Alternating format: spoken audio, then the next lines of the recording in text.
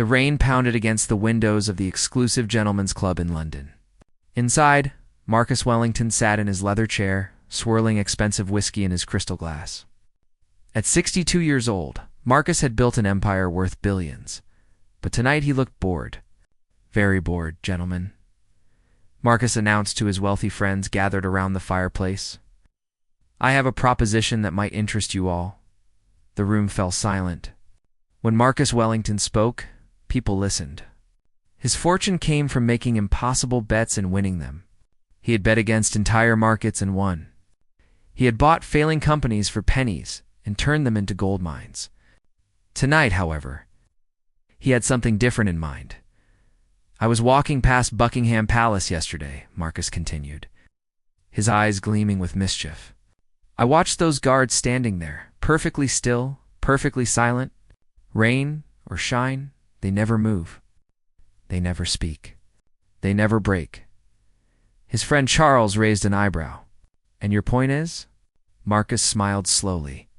My point is that everyone has a breaking point. Every single person on this earth can be pushed beyond their limits. I believe I can make one of those famous guards break protocol. The room erupted in laughter. Marcus, those are the Queen's guards? They're trained from childhood. They face tourists, protesters, and all kinds of nonsense every day without blinking an eye, said Robert, another billionaire in the group. Exactly why this will be interesting, Marcus replied, setting down his glass. I'm willing to bet $1 million that I can make a guard break protocol within 1 week. The laughter died down. $1 million was serious money, even for these wealthy men. What exactly do you mean by breaking protocol? Asked James, the most cautious of the group. Marcus leaned forward. Simple. Make him speak when he shouldn't. Make him move when he should be still. Make him show emotion when he should be stone-faced. Anything that goes against their training. Charles shook his head. It's impossible, Marcus. These aren't ordinary soldiers. They're the elite. They've stood guard during thunderstorms, heat waves, and even during terrorist threats without moving a muscle. Then you should be confident enough to take my bet, Marcus challenged. The room was quiet for a long moment. Finally, Robert spoke up. All right, Marcus.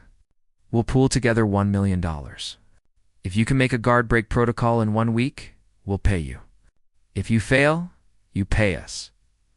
Marcus stood up and shook hands with each man. Gentlemen, prepare your money. This is going to be the most entertaining week of your lives. As the men shook hands and finalized their unusual wager, none of them knew that this bet would change more lives than they could imagine.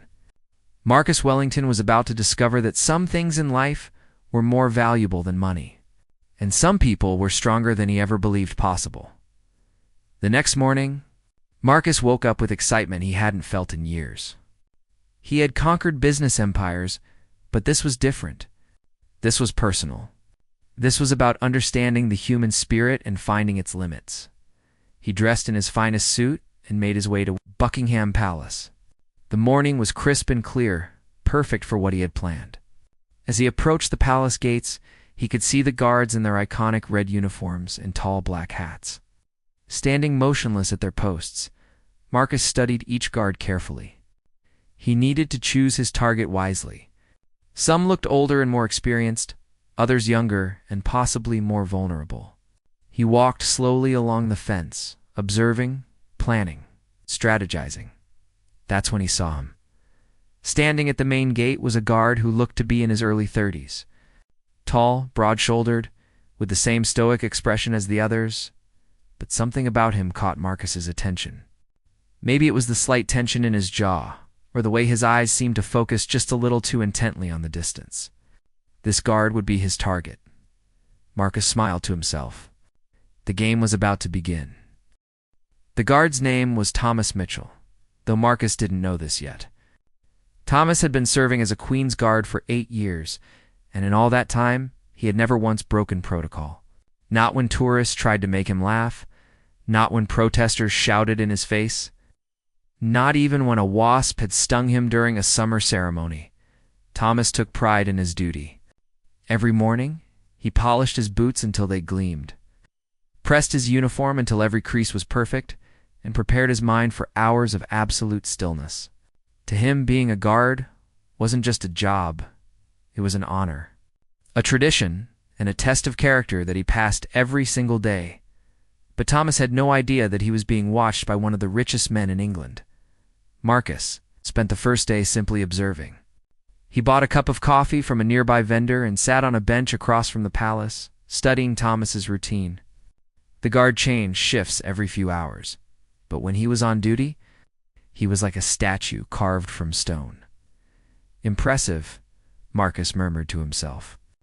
But everyone has a weakness. On the second day, Marcus began his campaign. He started small, testing the waters. He walked past Thomas several times, each time trying something different. First, he dropped his expensive watch right in front of the guard, making a loud clanging sound on the pavement. Thomas didn't even blink. Next, Marcus pretended to have a heart attack, clutching his chest and gasping dramatically just a few feet from Thomas's post. Other tourists rushed to help, but Thomas remained perfectly still, his eyes focused straight ahead. Marcus was beginning to understand why his friends had laughed at his bet. On the third day, Marcus decided to try a different approach. He hired a street performer to put on a show directly in front of Thomas. The performer juggled fire, did backflips, and even brought out a small monkey that danced and did tricks. Crowds gathered, people laughed and clapped.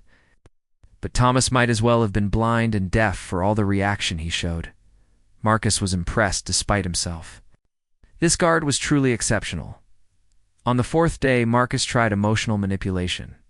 He hired an actress to play the role of Thomas's worried girlfriend. She approached the guard, tears streaming down her face, begging him to speak to her, telling him that his mother was sick and needed him. The performance was so convincing that even Marcus felt moved by it. But Thomas didn't budge. Not a muscle twitch, not a blink, not even a slight change in his breathing. Marcus began to wonder if these guards were actually human. That evening, Marcus returned to his gentleman's club, frustrated but not yet defeated. His friends were there, eager to hear about his progress. "How's our $1 million bet going?" Charles asked with a smirk. Marcus loosened his tie and sat down heavily in his chair. "The man is made of stone. I've never seen anything like it." "We told you, Marcus," Robert said, raising his glass in a mock toast. "Those guards are different from ordinary people. They're trained to be unbreakable." But Marcus wasn't ready to give up. He had built his fortune on finding solutions to impossible problems. There had to be a way. On the fifth day, Marcus tried chaos. He arranged for multiple distractions to happen simultaneously. Street musicians played loudly. Protesters marched with signs. A fake emergency caused sirens to wail. And he even had someone release a flock of colorful balloons right over Thomas's head. The scene was absolute madness. But Thomas stood through it all like a lighthouse in a storm, unmoved. Unshaken, unbroken, Marcus sat on his bench, watching this incredible display of discipline, and for the first time in his life, he felt something he rarely experienced: respect for someone else's strength. This wasn't just about military training or following orders. This was about character, honor, and an inner strength that Marcus had never encountered before. But he still had 2 days left. And Marcus Wellington never backed down from a challenge as he walked home that evening. Marcus found himself thinking not about winning the bet, but about Thomas himself. What kind of person could show such incredible self-control? What motivated him? What did he care about so deeply that he could stand motionless for hours, day after day, in service to something greater than himself? For the first time since making the bet, Marcus wondered if he really wanted to win it. On the sixth day, Marcus decided to learn more about his target. He couldn't break what he didn't understand. So he hired a private investigator to find out everything possible about Thomas Mitchell. The report arrived that afternoon, and as Marcus read it, his perspective began to shift dramatically. Thomas Mitchell, age 32, had grown up in a small town in northern England. His father had died when Thomas was only 12, leaving his mother to raise him and his younger sister alone. Money had always been tight, but Thomas had been an excellent student and athlete. He could have gone to university, could have pursued any number of careers, but he had chosen military service instead. The reason was heartbreaking and beautiful at the same time. Thomas's little sister Emma had been born with a serious heart condition. The medical bills were enormous, far beyond what his mother could afford on her teacher's salary. Thomas had joined the military specifically because the benefits would help pay for Emma's treatments. He had worked his way up through the ranks, always sending most of his pay home to help his family. When he qualified to become a Queen's Guard, it wasn't just a promotion, it was the answer to years of financial struggle. The position came with excellent benefits and enough salary to ensure Emma could get the best possible medical care. But there was more to the story. Emma was now 28. And thanks to several successful surgeries paid for by Thomas's military benefits, she had become a nurse. She worked at a children's hospital, helping other kids with heart problems just like hers. And she was getting married next month to another nurse she had met at the hospital. Thomas had never married. He never started a family of his own. Every penny, every sacrifice, every moment of his life had been dedicated to serving his country and taking care of his. Sister, as Marcus finished reading the report, he felt something he hadn't experienced in years: shame. Here he was, a billionaire trying to break a good man's discipline for entertainment. While that man had spent his entire adult life serving others with no thought for himself, but Marcus had made a bet, and his pride wouldn't let him back down. However, he could change his strategy. On the morning of the 7th and final day, Marcus approached Buckingham Palace with a different plan entirely. Instead of trying to break Thomas through tricks or distractions, he decided to appeal to the man's humanity directly. Marcus waited until Thomas was alone at his post, then approached him respectfully. "Good morning, Guard Mitchell," Marcus said quietly, using Thomas's real name for the first time. For just a split second, so brief that most people would have missed it. Thomas's eyes flickered with surprise, but he recovered immediately, staring straight ahead as if Marcus didn't exist. "I know you can't respond to me," Marcus continued, "but I want you to know that I've learned about your sister Emma, about her heart condition, about how you've spent your entire career making sure she could get the treatment she needed. This time, the reaction was more noticeable. Thomas's jaw tightened slightly, and his breathing changed rhythm for just a moment. Marcus pressed on. "I also know that she's getting married next month, and that she's now helping other children as a nurse. You must be incredibly proud of her." Thomas's hands holding his rifle trembled almost imperceptibly. "I have a proposition for you," Marcus said, his voice gentle but clear. "I know you can't speak to me, and I'm not asking you to break protocol. But I want you to know that there are people in this world who see your sacrifice, who understand your dedication, and who believe that good people like you deserve to be rewarded." Marcus pulled out an envelope and placed it at Thomas's feet. "In that envelope is information about a charitable foundation I'm establishing today. It's called the Emma Mitchell Foundation for Children's Heart Surgery. The initial funding is $5 million. It will help families who can't afford the kind of treatments your sister needed." Now Thomas was struggling. His eyes remained fixed straight ahead. Marcus could see the emotion building behind that disciplined exterior. "Your sister will be the director of the foundation, if she chooses to accept. The salary is substantial, and the work will allow her to help hundreds of children every year. Consider it a wedding gift from someone who has learned what true honor looks like." Marcus stepped back, but he wasn't finished. "I also want you to know that I've arranged for a full military honor guard for Emma's wedding, courtesy of some friends of mine in high places. Every guard who serves with you speaks of your character, your dedication, and your selflessness. They want to celebrate your family as much as you've always celebrated your duty." Thomas's control was slipping. His eyes were bright with unshed tears, and his chest was rising and falling with barely controlled emotion. Marcus took one final step, closer, and spoke in a whisper that only Thomas could hear. "You don't have to break protocol, Thomas. You don't have to say a word or move a muscle. But if you want to accept these gifts for your sister and for the children who need help, just close your eyes once. That's all. Just once." The seconds stretched out like hours. Marcus watched as Thomas Mitchell, the unbreakable Queen's Guard, fought the greatest battle of his life, not against an enemy army, but against his own overwhelming emotions. Time seemed frozen as Thomas stood there, wrestling with 8 years of perfect discipline against the overwhelming emotion of what Marcus had just offered. His sister Emma, the children who needed help, the foundation that would bear her name. It was everything he had ever dreamed of, but never dared to hope for. Marcus watched, hardly breathing himself. He realized that in this moment, he didn't care about winning the bet anymore.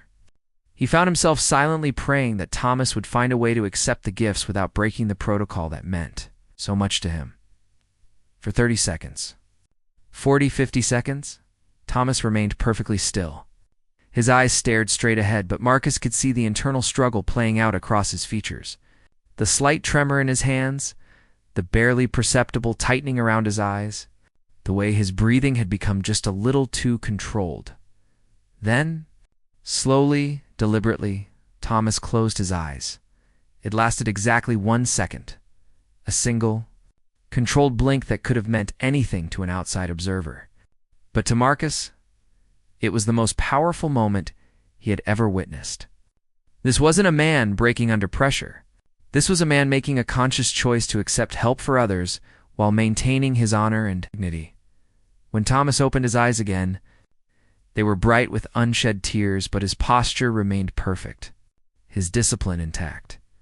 Marcus nodded respectfully and stepped back. "Thank you," he whispered, and walked away. But as Marcus headed back to his gentleman's club, he realized something had fundamentally changed inside him. He had come to break a man's spirit, and instead had discovered what real strength looked like. Thomas Mitchell hadn't broken. He had shown grace under pressure that most people could never imagine. That evening, Marcus sat in his leather chair at the club, surrounded by his wealthy friends who were eager to hear about his victory. Charles asked impatiently, "Did you win the bet? Did you break the guard?" Marcus was quiet for a long moment, swirling his whiskey. "I learned something interesting this week," he finally said. Robert leaned forward. "What's that?" "I learned that there are some people in this world who are truly unbreakable. Not because they're stubborn or proud, but because their strength comes from something deeper than personal ego." James frowned. "So you lost the bet." Marcus looked around at his friends, wealthy, successful men who had never wanted for anything, who had never sacrificed for anyone but themselves. "I learned that Thomas Mitchell has spent his entire adult life sacrificing for his sister, paying for her medical treatments, ensuring she could become the person she was meant to be. And she used that opportunity to become a nurse who helps other children. With the same condition she had, the room was silent. I learned that real strength isn't about never bending. It's about choosing what's worth standing for. Thomas Mitchell stands guard not because he has to, but because he believes in service to something greater than himself." Charles shifted uncomfortably. "Marcus, did you win the bet or not?" Marcus smiled slowly. "I won something much more valuable than money. I discovered what honor actually looks like." He reached into his jacket and pulled out a check for $1 million, placing it on the coffee table in front of his friends. "The bet is off, gentlemen. I'm donating this $1 million to the Emma Mitchell Foundation for Children's Heart Surgery, and I'm adding another $4 million to it." The men stared at him in shock. "Marcus, have you lost your mind?" Robert sputtered. "This was just supposed to be a game." Marcus stood up, straightening his jacket. "That's where I was wrong, Robert. It was never a game. It was a test, and I'm the one who failed it. I tried to break a good man for entertainment. Instead, he taught me what integrity means." As Marcus walked toward the door, Charles called out, "So what happened? Did he break protocol or not?" Marcus paused at the doorway and turned back to his friends. "Thomas Mitchell gave me exactly what I deserved, a lesson in humility. And he did it without compromising his principles for even a second. But the bet is over," Marcus said firmly. "And for the first time in my life, I'm glad I lost." With that, Marcus Wellington walked out of his gentleman's club and into the night, forever changed by his encounter with a man who understood that true strength comes not from power or wealth, but from service to others and unwavering commitment to one's principles. 3 weeks later, Marcus stood in a small church in northern England, wearing a simple black suit instead of his usual expensive designer clothes.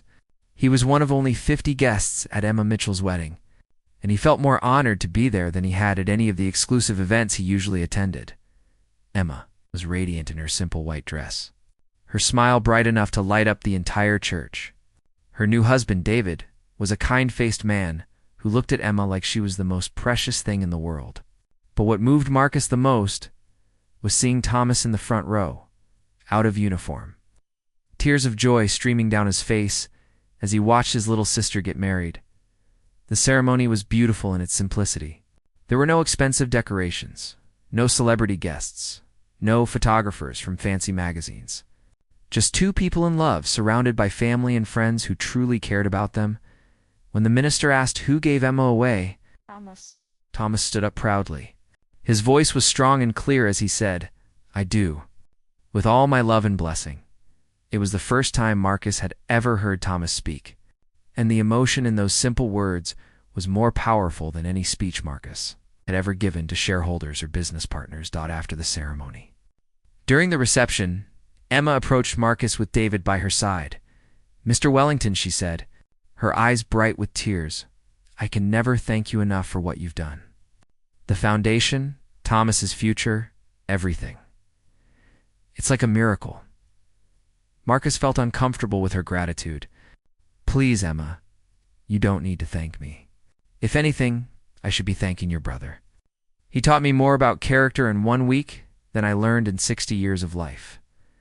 David shook Marcus's hand warmly. "Emma and I have been talking about the foundation. We've already identified 12 children who need heart surgery but whose families can't afford it. With your funding, we can help them all within the next 6 months." "That's wonderful," Marcus replied, and meant it completely. Emma hesitated for a moment, then said quietly, "Mr. Wellington, Thomas told me what really happened that day. About the bet. About how you could have claimed you won, but chose not to." Marcus looked across the room to where Thomas was laughing with some of his military friends. "Your brother never broke, Emma. Not for a second. That wasn't weakness I saw. It was the strongest display of character I've ever witnessed. But he did close his eyes," Emma said softly. "He told me about it. He said it was the hardest decision he'd ever made, not because of his training, but because accepting help has always been difficult for him." Marcus nodded. That's what made it so remarkable. He found a way to accept kindness for others while maintaining his own integrity. That takes a kind of strength most people never develop. As the evening went on, Marcus found himself genuinely enjoying the company of people who had very little money, but tremendous wealth in the things that actually mattered. He watched Thomas dance with Emma, both of them laughing like children. He saw David's parents welcome Emma into their family with open arms. He observed the genuine joy and love that filled every corner of the small reception hall. Later that night, as guests began to leave, Thomas approached Marcus. "Mr. Wellington," Thomas said formally, then paused and extended his hand. "I wanted to speak with you privately." They stepped outside into the cool evening air. "I owe you an apology," Thomas said, surprising Marcus completely. "An apology? For what?" Thomas looked up at the stars. "For judging you before I knew you. When I realized what you were trying to do that week, I thought you were just another rich man playing games with people's lives for entertainment. You weren't wrong," Marcus admitted. "That's exactly what I was doing. But then you learned who I really was, what my family meant to me, and instead of using that information to hurt us, you used it to help us in ways I never could have imagined." Thomas turned to face Marcus directly. "That day, when you made your offer, I wasn't struggling with my training or my discipline. I was struggling with accepting that sometimes good things happen to good people, and that it's okay to let others help you serve a greater purpose." Marcus felt his throat tighten with emotion. "Thomas, you've dedicated your entire life to serving others. You deserved help not just for yourself, but so you could help even more people." Thomas smiled, the first smile Marcus had ever seen from him. "My commanding officer told me something interesting yesterday. He said that several wealthy businessmen have approached him about making similar, charitable contributions, all inspired by something they heard about the Emma Mitchell Foundation." "Really?" Marcus asked. "Your friends from that club?" Thomas explained. "Apparently, word got around about what you did. And now, Charles is funding a foundation for military families. Robert is supporting a program for underprivileged children. And James is helping fund medical research. Marcus was stunned. He had walked away from those men thinking they would never understand what had happened. But perhaps witnessing true integrity had affected them more than they had initially realized. "Thomas," Marcus said quietly, "I want you to know that meeting you changed my life. I've spent decades accumulating wealth and power, but I've never felt as rich as I did watching your sister get married today." Thomas extended his hand again, and this time when they shook, it felt like the beginning of a real friendship. "Thank you," Marcus Thomas said simply, "for everything." As Marcus drove home that night, he reflected on how completely his life had transformed. He had started with $1 million bet designed to break a man's spirit, and ended up discovering that the most valuable things in life couldn't be bought with any amount of money. 1 year later, Marcus Wellington stood in the grand ballroom of London's most prestigious hotel. But this wasn't one of his usual business events. Tonight was the first annual Emma Mitchell Foundation Gala, and the room was filled with families whose children had received life-saving heart surgery. Through the foundation's funding, Emma stood at the podium. No longer the shy young woman Marcus had first heard about, she had grown into a confident leader, her voice strong as she addressed the crowd of donors, doctors, and families. "When I was born with a heart condition," Emma said, "my brother Thomas made a promise that I would have every opportunity to live a full and healthy life. He kept that promise through years of sacrifice and service. Tonight, I want to tell you about some other children who are getting that same chance." She introduced several families, each with a child who had received surgery through the foundation. Marcus watched as a 7-year-old boy named Jamie ran across the stage to hug Emma, his energy and joy a testament to the success of his recent operation. He saw parents cry tears of gratitude as they thanked the donors who had made their children's treatments possible. But what moved Marcus most was seeing Thomas himself. Now working as the foundation's director of family services, he had taken early retirement from the Queen's Guard to dedicate himself full-time to helping families navigate the complex world of pediatric heart surgery. Thomas moved through the crowd with the same quiet dignity he had shown at his post, but now his role was to offer comfort and hope instead of standing silent guard. "In our first year," Emma continued, "the foundation has funded surgery for 43 children. 43 families who no longer have to choose between their life savings and their child's life. 43 children who now have the chance to grow up, go to school, fall in love, and pursue their dreams." The applause was thunderous, but Marcus barely heard it. He was remembering that day 1 year ago when he had approached Thomas with nothing but arrogance and a foolish bet. How differently everything had turned out after Emma's speech. Marcus found himself talking with Dr. Sarah Chen, one of the pediatric heart surgeons who worked with the foundation. "Mr. Wellington," Dr. Chen said, "I wanted you to know that your foundation has changed how we practice medicine. Before, we sometimes had to turn families away because they couldn't afford treatment. Now, we can focus entirely on healing children. Knowing that financial barriers won't prevent them from getting the care they need, that's exactly what we hoped for," Marcus replied. "But there's something else," Dr. Chen continued. "The foundation has inspired other organizations. We're seeing similar programs being established across the country. Your original idea has created a ripple effect that's helping thousands of children beyond those we treat directly." Later in the evening, Marcus stepped outside onto the hotel's balcony for some fresh air. He was surprised to find Thomas already there, looking out over the London skyline. "Escaping the crowd?"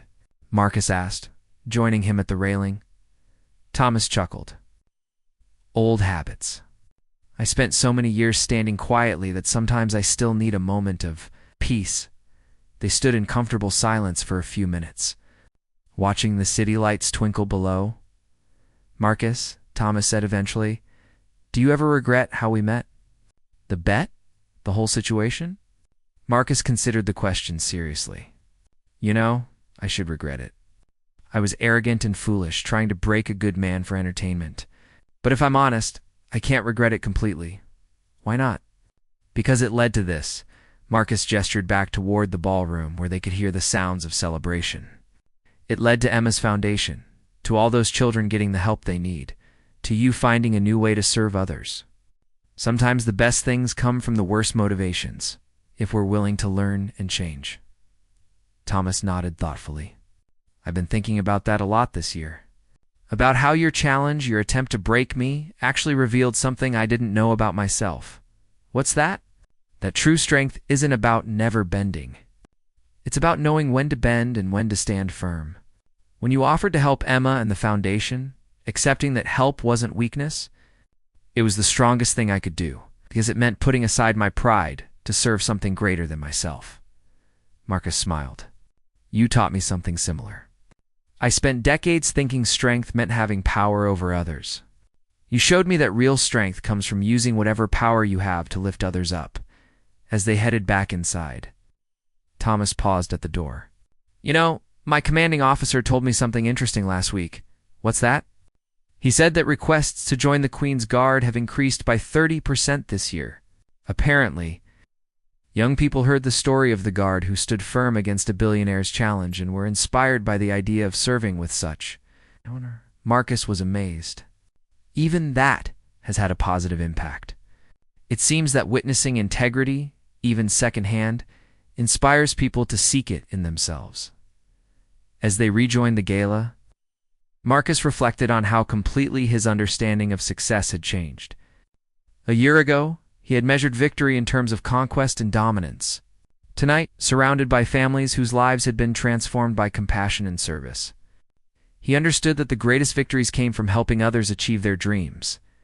The evening ended with Emma making one final announcement. Next month, we're opening the Thomas Mitchell Children's Heart Center, a specialized facility that will provide comprehensive care for children with heart conditions. It's named after my brother, not because he's famous or powerful, but because he embodies the values this foundation stands for: service, sacrifice, and an unshakable commitment to helping others. As the crowd erupted in applause, Marcus watched Thomas's face flush with humble pride. The man who had once stood motionless as a symbol of duty and honor was now moved to tears by the recognition of his life's true purpose. Marcus realized that his million-dollar bet had indeed been won, just not in the way he had originally intended. He had set out to break a man, and instead had discovered what it meant to be truly whole. Thomas Mitchell had never broken his protocol that day. He had simply shown Marcus what unbreakable really looked like.